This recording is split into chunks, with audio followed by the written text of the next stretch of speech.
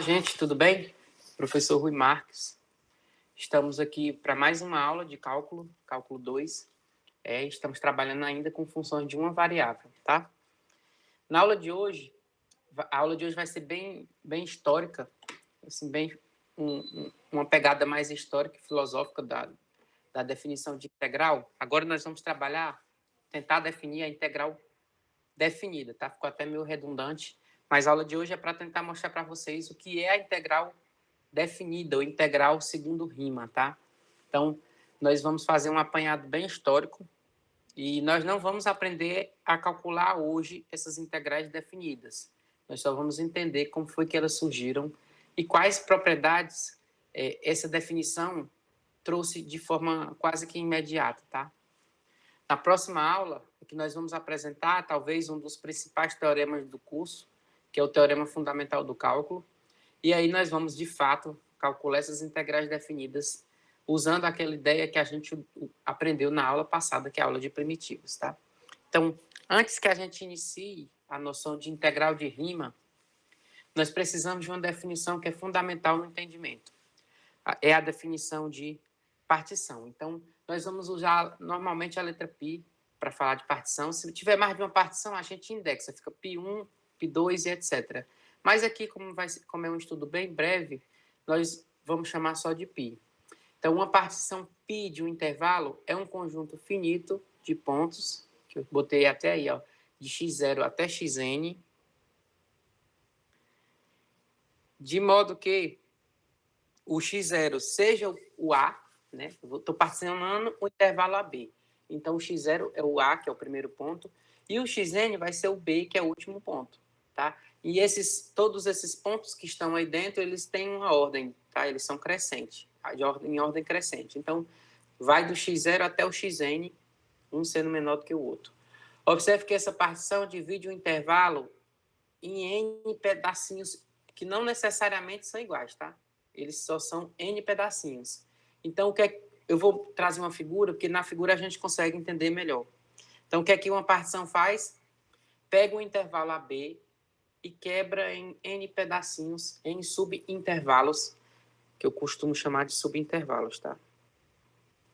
Então, essa é a ideia de partição de um intervalo.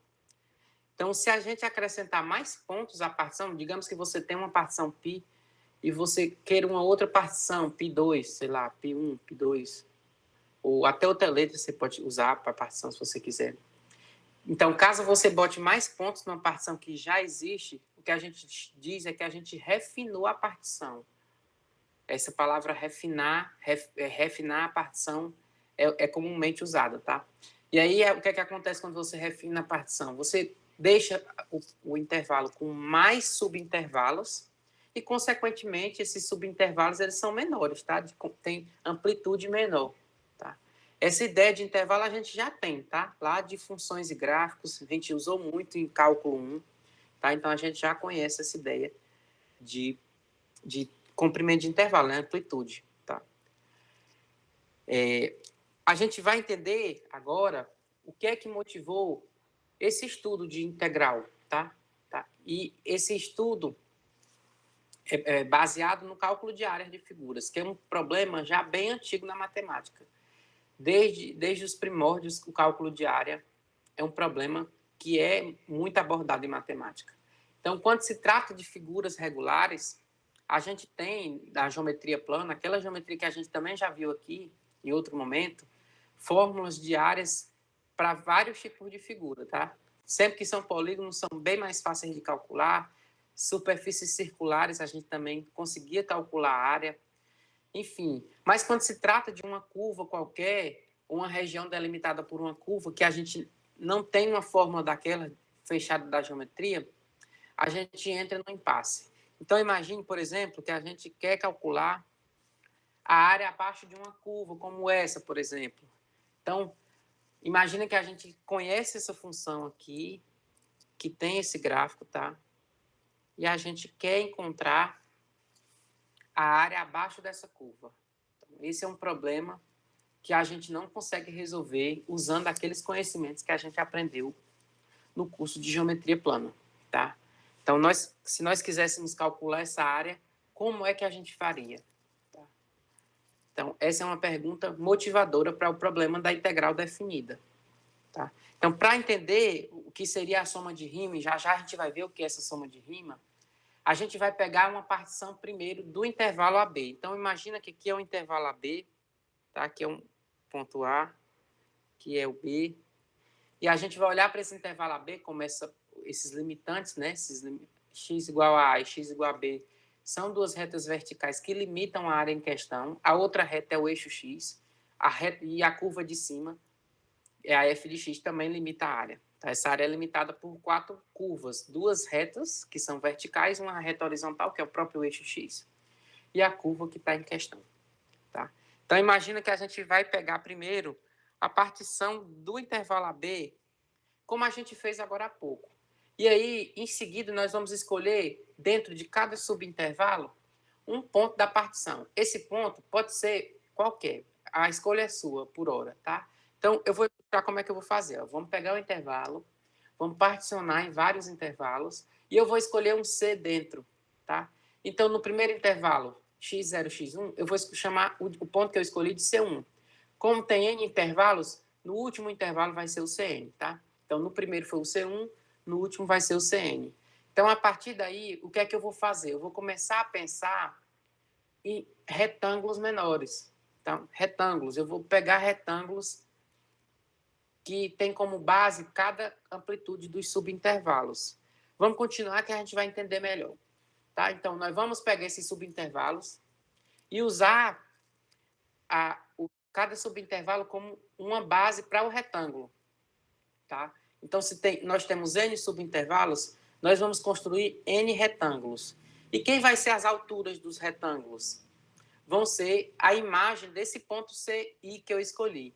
Então, vou ter, para uma partição de N pontos, eu vou ter N subintervalos, consequentemente, eu vou ter N retângulos. Eu fiz uma figura bem a grosso modo, porque com muitos e com poucos traz a mesma ideia, mas eu trouxe para deixar claro o que é que pode acontecer, tá? Então, olha só, eu peguei e fiz abaixo da curva, eu queria achar a área abaixo da curva. Então, eu particionei, tá? Imagina que o A, perdão, ou que é o próprio x0. Aqui seria o x1, x2, x3, x4, x5 e o x6, que é o próprio B, tá? Então, nossa partição tem 6 intervalos, tá? 6 subintervalos. E o que é que a gente fez? Calculou 6 áreas de retângulo, tá? Como a escolha do ponto que eu vou pegar em cada subintervalo era aleatória, eu disse que a gente podia pegar qualquer um que a gente quisesse. Eu peguei por preguiça, na verdade, por comodidade, não preguiça, por comodidade, eu escolhi sempre o extremo à direita do intervalo. Então, para o primeiro retângulo, eu escolhi o C1 como o próprio X1. Escolhi o C2 como o próprio X2 e assim sucessivamente, até chegar no C6, que eu escolhi o próprio X6. Não tem problema, como eu disse, o C que você vai escolher como altura, para a imagem dele ser altura, perdão, pode ser qualquer. Então, você vai escolher um C dentro desse intervalo, de forma que o F de C vai ser a altura. Então, observe só. Para o primeiro retângulo, quem é a altura? Essa altura aqui é o F de C1. Assim como essa altura aqui é o F de C6. Então, veja só, o que é que nós estamos fazendo? Nós estamos tentando aproximar a área abaixo da curva por a soma de áreas retangulares. Uma coisa que é interessante é que quanto menor os subintervalos, melhor vai ser minha aproximação. Tá? Fica claro que as perdas ou ganhos, elas ficam cada vez menores quando a base do retângulo é menor. Tá? Então, olha que interessante. Dependendo da escolha que eu faça,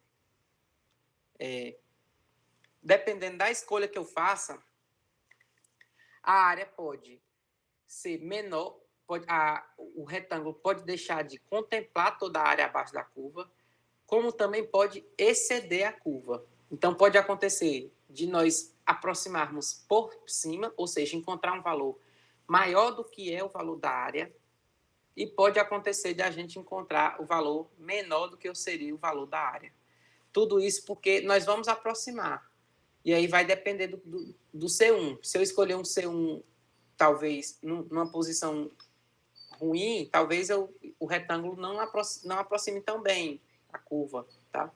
Se o C1 for escolhido de maneira mais esperta, talvez, eu aproxime melhor a curva. Depois a gente vai ver que se eu tomar subintervalos cada vez menores, a escolha desse C1 realmente não muda nada, porque nós vamos imprensar ele, né? O intervalo vai ser tão pequeno que o C1 vai ficar imprensado. E aí nós vamos, num limite, nós vamos realmente chegar na área desejada, tá? Mas isso nós vamos construir esse conhecimento. Então, essa observação foi o que eu acabei de falar. Que eu fiz a figura grosso modo para ficar evidente, ó. Tem pedaços que passa. Eu vou até pintar de azul, de roxo aqui, ó. Esse pedaço passou, esse pedaço passou, esse aqui também passou e esse passou. Em contrapartida, tem momentos que o retângulo não contempla a área toda. Esse pedaço aqui faltou e esse pedaço aqui faltou. Então, nós vamos tentar aparar isso, tirar os que passam, tentar fazer uma coisa que deixe realmente uma aproximação melhor. Então, como é que nós vamos fazer? Nós vamos pensar agora na soma de rima como a seguinte soma. Eu sei que vocês não têm ainda muita noção de usar somatório, mas vamos tentar entender o que é um somatório desse. Olha o que é que o somatório está dizendo. Esse sigma maiúsculo está dizendo que eu vou somar. Tá? Eu vou somar as parcelas, trocando a letra I de 1 até N. É isso que esse sigma maiúsculo, esse símbolo usado para somatório, quer dizer. Que eu vou somar todas essas parcelas, substituindo o I de 1 até N. Então, imagina só. Vamos tentar fazer. Então, primeiro para 1, onde tiver I, eu boto 1. Depois para 2, onde tiver I, lá no somatório, eu boto 2. E assim eu vou somando todos até chegar no N. Tá? Então, essa aí é a minha primeira ideia de soma de rima. Eu estou somando a área de retângulos. Tá? Retângulos que a base são os subintervalos da partição e a altura é a imagem de um ponto que está dentro desse intervalo. Tá? Então, observe que tal soma representa mesmo a aproximação da área abaixo da curva. E sempre que a gente pegar retângulos mais finos, ou seja, subintervalos menores, essa aproximação será melhor. Então, para nos auxiliar na tomada do limite, que nós vamos tomar um limite, nós vamos fazer o seguinte, nós vamos chamar de delta xi, esse delta aqui, como sendo a amplitude de cada intervalo. Tá? Então, por exemplo, o delta xi é xi menos xi menos 1. Então, o que seria o delta x1? Seria a amplitude do primeiro intervalo. O delta xi é a amplitude do iésimo intervalo. Nós vamos fixar essa notação só para ficar mais fácil. Em vez de carregar isso aqui toda vez, nós vamos usar só delta xi. E mais, como nós temos N intervalos, nós podemos olhar para o maior deles, tá? E vamos chamar esse maior de todos do delta xi com a barra em cima. Então, delta xi com a barra em cima do delta vai ser o maior dos subintervalos, tá? Como a partição é finita, tá, gente? A gente pode pegar esse maior. Tá? Então, o que é que nós vamos fazer? Nós vamos considerar agora o número R, quando ele existir, e ele será único, tá? Já que o R vai ser um limite, a integral definida de rima. Tá? Então, como é que nós vamos fazer? Nós vamos chamar de R esse limite. O que é esse limite? É o limite da soma de rima quando esse delta xi, o maior dos deltas, vai para 0. Tá? Então, esse é o meu R, que vai ser a soma de rima. tá? É um limite. Professor, não estou entendendo. Vamos só relembrar um pouco a ideia de limite. Como é que nós vamos olhar esse R como um limite? O que quer dizer que R é esse limite? É que se eu pegar um epsilon qualquer, vai existir um delta, e esse delta pode depender de epsilon, mas não pode depender das escolhas do CI, que quando eu faça essa diferença, tá? Essa diferença vai ser menor do que epsilon, tá? Então, é a mesma ideia que a gente tinha lá dos limites de função, tá? Então nós precisamos fazer isso. Para cada epsilon que você pegar, a gente tem que conseguir exibir, né? Encontrar um delta maior que zero, que não depende da escolha do CI, pode depender só do delta, ou do epsilon, perdão, tal que essa diferença seja menor do que epsilon. Ou seja, realmente, essa soma, ela vai chegando perto do R. Sempre que os ΔX diminuírem mais próximo do R, nós vamos ficar, tá? Então, isso é para toda partição AB do intervalo, com esse delta, o delta maior do que o delta barra de xi, tá? Então, nós vamos ter que pensar, sim, como um limite. Então, olha o que é interessante. Eu vou voltar lá para a figura norteadora, que é feia, mas ela vai nortear bem. O que é o número, a soma de rima? É você somar esses retângulos, só que cada vez mais você fazendo que os subintervalos tenham comprimentos menores. Quando o maior dos subintervalos tiver amplitude ou comprimento tendendo a zero, o que nós vamos encontrar é a soma de rima, tá? E deixa eu voltar para lá, para o limite. E essa soma de rima, gente, esse R, comumente nós vamos representar pela integral de A até B. Olha que agora, aquele símbolo que a gente usava para a primitiva, que não tinha esse A e B, nós vamos usar agora para a soma de rima. A integral, como nós lemos assim, a integral de A até B da função f de x, e o dx é só para representar que nós estamos trabalhando com a variável x, tá? Então, assim, nós podemos dizer que a integral de A até B de f de x dx é nada mais, nada menos do que esse limite, tá? O limite quando o delta barra de xi vai para zero dessa soma de rima, tá? Desse somatório. Então, olha que interessante. Nós estamos usando aquela mesma notação de primitiva, com os intervalos de integração, para um somatório, tá? Para um limite de um somatório, tá? Então, o que é, a grosso modo, a integral de rima? É um limite também, tá? Então, só para vocês terem uma noção da importância do estudo de limites. A gente estudou o limite, depois estudamos a derivada, que foi uma ferramenta maravilhosa, né? A derivada era um limite.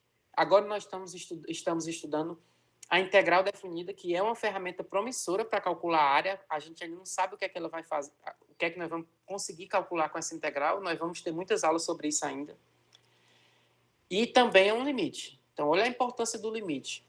Está tudo decorrendo da nossa ideia de limites, que a gente viu lá no curso de cálculo 1.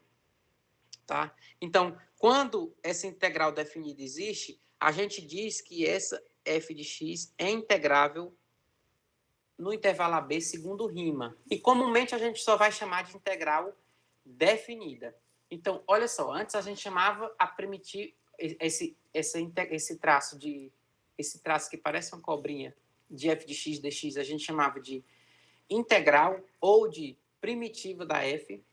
Agora nós vamos chamar de integral definida quando tiver os intervalos de integração. Tá? E observe que na próxima aula, o que é que o teorema do cálculo vai fazer? Vai relacionar, de certa forma, aquela integral que a gente tinha, que a gente comumente agora vai chamar de indefinida, com essa integral que a gente chama de definida. Nós vamos usar as primitivas para calcular essas integrais definidas. Antes que vocês se espantem, a gente não vai calcular somatórios e limites para calcular essa integral definida. O teorema fundamental do cálculo traz uma forma da gente calcular essas integrais definidas usando as primitivas, que foi nosso primeiro estudo sobre integral. Então, nós temos agora uma ferramenta para calcular a área. Não vamos aprender hoje a usá-la, mas a gente aprendeu que nós estamos aprendendo que temos uma ferramenta para calcular a área. Tá? Então, para concluir essa definição, a gente precisa fixar duas coisas, que são duas pendências que poderiam gerar alguma confusão durante o nosso estudo. Então, para não ter confusão posteriormente, a gente fixa isso como definição. A primeira delas é que se você integrar de A até A, ou seja, o intervalo for degenerado, esse valor dessa integral vai ser zero. Tá? Se você pensar com carinho, você não tem área a calcular. Você não tem área a calcular, tá? Não tem intervalo, não tem área. E se você quiser integrar de B até A, observe, é como se você estivesse integrando e voltando, no sentido contrário. Esse valor vai ser menos a integral de A até B. Eu considerei o A menor que B, tá? Então, nós vamos fixar isso como definição, tá? Isso nós vamos fixar como definição. Essa definição de integral definida, né, de integral de Riemann, ela implica algumas propriedades, tá?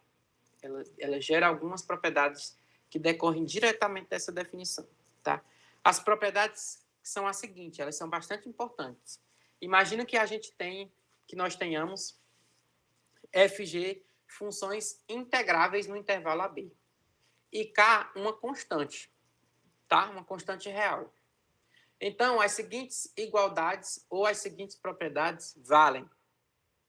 A primeira, a soma das duas funções também vai ser integrável e a integral da soma é a soma das integrais.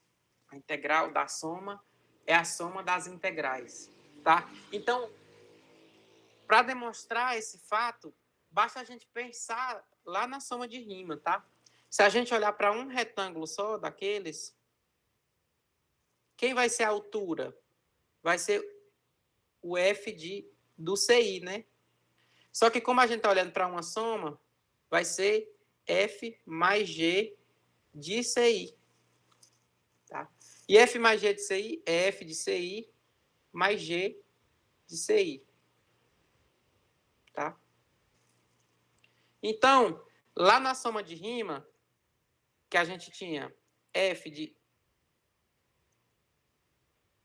um F de CI vezes o delta xi, nós vamos trocar por esse valor que a gente acabou de encontrar. A gente troca por F de CI mais G de CI, tudo vezes delta de xi.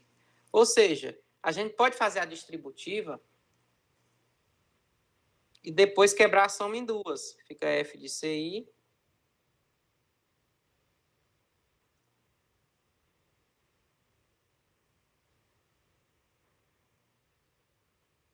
e pode quebrar o somatório em dois somatórios.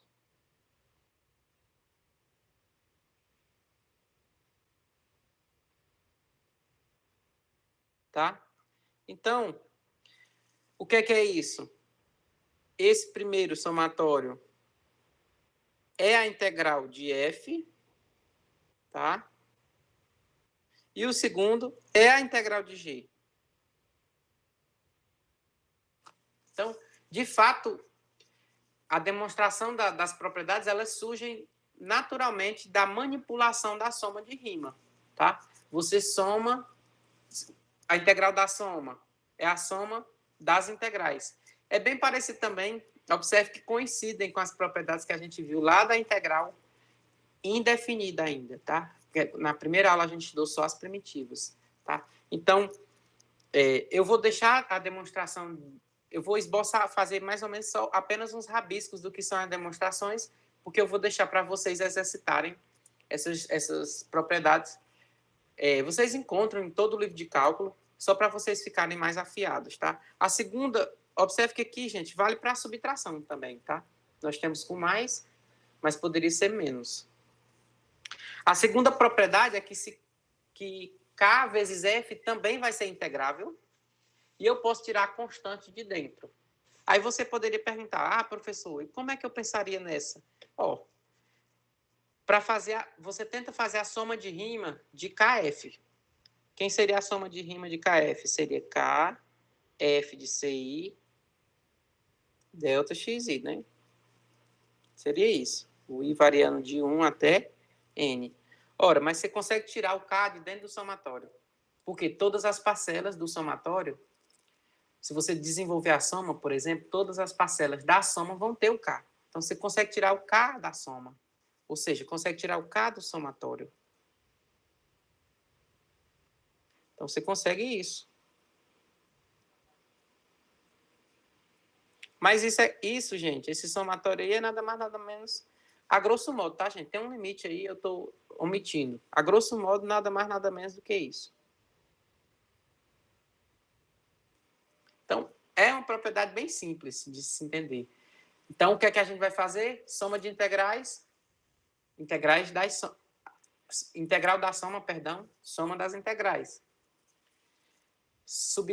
Integral da subtração das integrais. K vezes uma função, o que é a integral de K vezes uma função, K sendo uma constante, é K vezes a integral da função. Essa propriedade é bem interessante, que se a função for sempre maior ou igual a zero, essa integral vai ser maior ou igual a zero. Se você olhar para a soma de rima, vai ficar claro, olha, nós temos um somatório do F de CI vezes o delta de XI. Esse delta de XI é um comprimento de intervalo. É uma diferença de um número que é maior por um menor. Essa parcela aqui vai ser positiva sempre. Essa aqui vai ser positiva sempre. Se você está garantindo que a função vai ser maior ou igual que zero sempre, o que é que você vai ter? Você vai ter uma soma que é sempre positiva, porque cada produto vai ser positivo. Então, quando você somar todos eles, tem que ser maior ou igual que zero também. Tá? Então, você vai ter uma soma de parcelas maiores ou iguais que zero. Faz sentido que você tenha também um somatório maior ou igual que zero e, por consequência, passando no limite, usando aquele teorema que a gente viu lá em limite, que é o teorema da permanência do sinal, nós vamos ter a integral maior ou igual que zero. Então, alguém poderia perguntar, professor, e se fosse menor ou igual que zero? É natural que a integral também saia menor ou igual que zero. Aí entra um nó na nossa cabeça. Meu Deus, eu comecei querendo calcular áreas e agora o professor está dizendo que se a função for menor ou igual que zero, a integral vai dar negativa. Já eu vou fazer uma observação após as propriedades para a gente entender isso, tá? Mas, se a função é sempre maior ou igual que zero, a integral definida, é lógico que nós estamos falando no intervalo, tá? F de x é maior ou igual que zero dentro do intervalo AB. Então, essa integral vai ser maior ou igual que zero. Se fosse menor ou igual que zero, a integral ia ser menor ou igual que zero, tá? E a última propriedade é a seguinte, e ela é importantíssima. Imagina que a gente tem um ponto C dentro do intervalo AB, tá? Então, a gente pode pensar em quebrar esse intervalo em dois e fazer as integrais separadamente. Então, imagina que a f é integrável tanto de A até C quanto de C até B. Imagine isso. Tem que supor isso por hipótese. Então, fazer a integral de A até B é a mesma coisa de você fazer primeiro a integral de A até C e depois a integral de B até C. Tá? Essa propriedade, basta você pensar na figura. Olha para aquela figura de área, tá? E pensar, eu posso fazer duas somas de rimas e depois pensar só que é um refinamento da partição. Eu botei um ponto C ali no meio, tá? Não tem problema nenhum. Mas ela é extremamente importante e interessante. E o próximo slide é para mostrar realmente a importância disso, tá? Então, o que é que essa propriedade quer dizer? Que se você quer integrar num intervalo grande, você pode, eu falei grande, mas se você quer integrar em qualquer intervalo, você pode muito bem quebrar esse intervalo em dois pedaços e integrar em cada um dos pedaços separadamente, que você vai encontrar o mesmo resultado que caso você queira integrar a função do início ao fim, tá? Isso é extremamente interessante. Então, qual é a pulga que fica atrás da orelha? Quando a gente olhou, quando eu falei do sinal negativo da F, se a F fosse negativa, o que é que poderia acontecer? Então, eu fiz a mão, mas eu vou digitar no material para ficar claro. A gente partiu de uma ideia de área, de encontrar área. Mas se você olhar, gente, só é área mesmo se a função for positiva. Porque se a função f de x ela não assumir valores positivos, a nossa altura lá na soma de Riemann vai ficar negativa. Tá? Então, o que é que nós vamos pensar? Nós vamos pensar na área como sendo um módulo do que a gente encontrar. Tá? Então, se nós trabalharmos com funções positivas, realmente aquela soma da área. Se nós trabalharmos com uma função que é negativa, estritamente negativa, que está abaixo da curva, nós vamos encontrar um valor negativo e o módulo daquele valor vai representar aquela área. Tá? Ah, professor, e se eu pegar uma função que tem hora que é positiva e tem hora que é negativa? Esse é meu exemplo. Então, observe. Essa função, gente, nesse intervalo que eu defini, ela começa em cima do gráfico, ela é positiva, por isso que eu pintei a areazinha de azul, só para evidenciar que nós estamos em cima de um pedaço que a área é positiva. E abaixo, a areazinha eu pintei de vermelho só para mostrar que é uma área, mas ela de certo modo, ela está abaixo da curva, vamos pensar nela como se a função assumisse valores negativos, tá? Só para deixar claro que a gente tem essa confusão na nossa cabeça. Então, o que seria calcular essa integral AB aqui, ó, que vou circular de verde. O que seria calcular essa integral? Pela propriedade, a gente pode fazer o quê? Calcular duas integrais. Quando eu calculo cada integral, o que é que eu encontro? Na primeira, realmente eu encontro A1, o valor da área azul. Na segunda, quando eu calculo, eu encontro menos A1. Menos A2, perdão. Eu encontro menos A2. Então, quando eu faço essa integral definida aqui, eu não encontro essa área toda, essa área rachurada toda. Eu encontro a diferença dessas áreas rachuradas, por causa do sinal da F.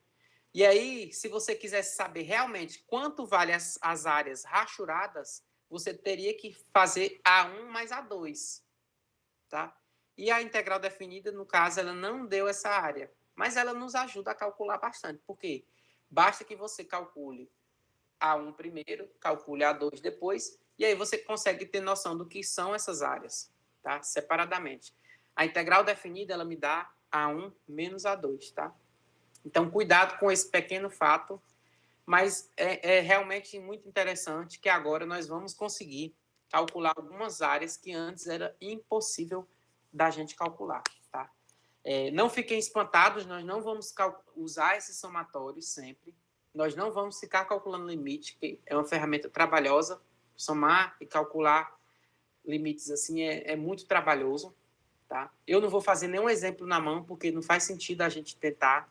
Eu até pensei, vou fazer um exemplo na mão para os meninos verem como é que a gente aproxima. Ia dividir o intervalo em 10 pedaços, tá? Só para ver mais ou menos a aproximação. Eu pensei, não, esse trabalho não vai nos trazer a lugar nenhum. Na próxima aula, nós vamos retornar aqui com o teorema fundamental do cálculo.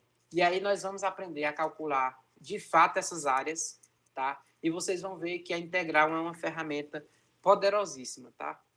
Então, a aula de hoje encerra por aqui. Obrigado por a atenção de vocês e até a próxima.